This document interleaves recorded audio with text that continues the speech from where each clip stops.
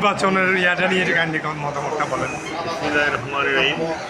চট্টগ্রাম বন্দর আসন্ন চট্টগ্রাম বন্দর ট্রাক গভর্নমেন্ট মালিক কন্ট্রাইসেলের দ্বিবার্ষিক নির্বাচন আগামী 29 আগস্ট অনুষ্ঠিত হতে যাচ্ছে। আমার নাম মোহাম্মদ কামাল উদ্দিন, নির্বাচন পরিচালনা পরিষদের সদস্য আমি।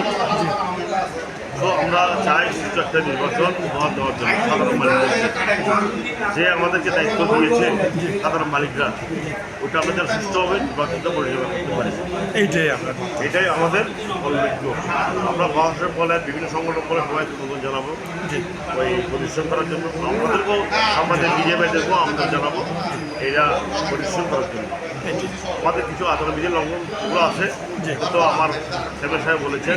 তারপর বলছি যাতে কোনো জনগণের কোনো মাল বা ধোয়ার কোনো ক্ষতি না হয়, সেভাবে আমরা পোস্টার জাতীয় নির্বাচন যেভাবে হচ্ছে দড়ি দিয়ে এভাবে লক্ষ্য করি।